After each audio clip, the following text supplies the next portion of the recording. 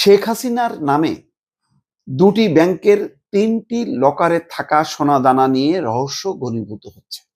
উদ্ধারকারী কর্মকর্তারা বুঝতে পারছেন না যে যেই স্বর্ণ উদ্ধার করা হয়েছে ৮৩২ ভরি, যার মূল্য ১৭ কোটি টাকার বেশি, এই সোনাদানা কি শেখ হাসিনার, শেখ রেহনার, তার পুত্র, কন্যা, কার এটা? এটা এবং একই সঙ্গে যে তার যে হলফনামা, নির্বাচনী হলফনামায়, সে হলফনামায় কি এই সোনা দানার কথা উল্লেখ করা আছে?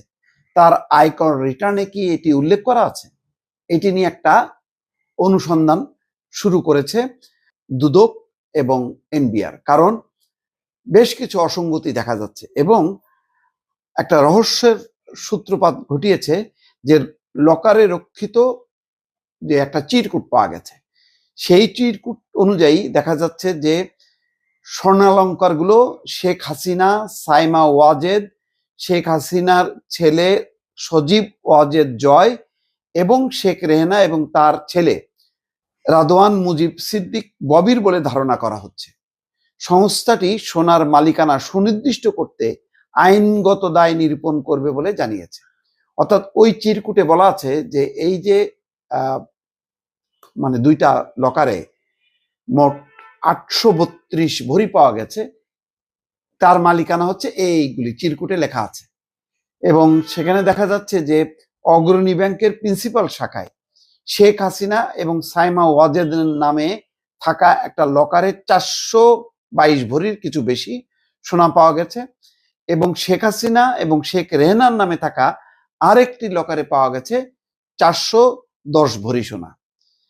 আরেকটি রহস্য হচ্ছে পূবালী ব্যাংকেও কিন্তু একটা লকার পাওয়া গেছে, কিন্তু সেখানে কিছুই পাওয়া যায়নি। পাওয়া গেছে একটা ছোট চটের ব্যাগ, সেটি খালি ছিল। এখানে একটা রহস্য, চটের ব্যাগ ছিল কিন্তু ভিতরে কিছু ছিল না। তাহলে কি এই সময়ের ব্যবধানে ওই চটের ব্যাগে থাকা মূল্যবান সোনা দানা বা অর্থ, এফডিআর যাই থাক না কেন, কেউ কি সরিয়ে ফেললো?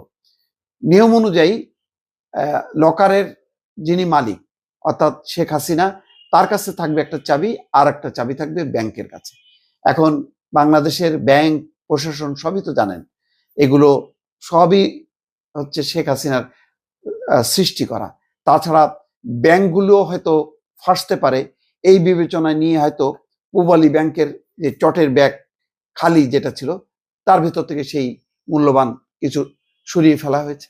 এইটাও কিন্তু এই সন্দেহটা উড়িয়ে দেওয়া যাচ্ছে না। আমি প্রথম আলো রিপোর্টের একটা বিস্তারিত বিবরণ দেখে আমার একটা অবজারভেশন হচ্ছে যে এইরকম বহু ঘটনা ঘটেছে যে যারা পালিয়ে গেছে ৫ই আগস্টের পর, দেখা গেল তাদের বিরুদ্ধে অভিযোগ দায়ের সমস্ত মামলার প্রক্রিয়া করতে করতে ওই অ্যাকাউন্ট তারা খালি করে ফেলছে। কারোর হয়তো অ্যাকাউন্টে ছিল ২০, ২৫, ৫০, ১০০ কোটি টাকা, খালি করতে করতে অল্প দেখা গেছে ১-২ কোটি টাকা পাওয়া গেছে। এই ঘটনাও কিন্তু ঘটছে। সেই জন্যই বললাম যে খালি ব্যাগ থাকবে কেন? লকার যখন কেউ নেয় তখন তো এটা খালি কিছু রাখার জন্য না, নিশ্চয়ই মূল্যবান কিছু ছিল। এখন সেটা কি সরানো হয়েছে ৫ই আগস্টের পরে নাকি ৫ই আগস্টের আগে? এটা হলো একটা রহস্য। এইটাও নিশ্চয়ই তদন্তের আওতায় আনা দরকার। আর অগ্রণী ব্যাংকের ২টা লকারে যে পাওয়া গেছে সোনা দানা, এইগুলো ঠিক কার কত? শেখ হাসিনার কত, সাইমা ওয়াজেদের কত, রেহনার কত, তাদের সন্তানদের কত, এটার কোনো হিসাব বোঝা যাচ্ছে না, মালিকানাটা নির্দিষ্ট করা যাচ্ছে না। যাই হোক, এখানে দেখা যাচ্ছে যে নির্বাচনী যে হলফনামা আছে, সেই হলফনামা বলা হচ্ছিল সোনা এবং মূল্যবান ধাতুর অর্জনকালীন মূল্য দেখানো হয়েছিল ১৩,২৫,০০০ টাকা। সেখানে সোনার পরিমাণ উল্লেখ করা হয়নি, কিন্তু যেই সোনা পাওয়া গেছে তার মূল্য হচ্ছে ১৭ কোটি টাকার বেশি। যদি ২ লাখ টাকা ভরি হিসাব করা হয়, ২ লাখ প্লাস, তাহলে বর্তমান হিসাব অনুযায়ী ১৭ কোটি টাকার বেশি হয়। তো তার নির্বাচনী হলফনামায় ঠিকভাবে উল্লেখ করা হয়নি এই সোনা দানার কথা। অন্যদিকে তার যে আয়কর রিটার্ন, সেই রিটার্নেও এই উল্লেখ করা নেই। ফলে আমার যেটা ধারণা যে এই তদন্ত করার পর এই নিয়ে আর একটা কঠিন মামলা হবে এবং সেই মামলাগুলোর মধ্য দিয়ে প্রমাণ হবে এই যে গরিবের মানে বন্ধু, গরিবের গরিব মানুষের হচ্ছে একমাত্র জননী শেখ হাসিনা কতটা সৎ ছিলেন আর কতটা অসৎ ছিলেন, সেটা নিশ্চয়ই তদন্তের পরেই বোঝা যাবে দর্শক।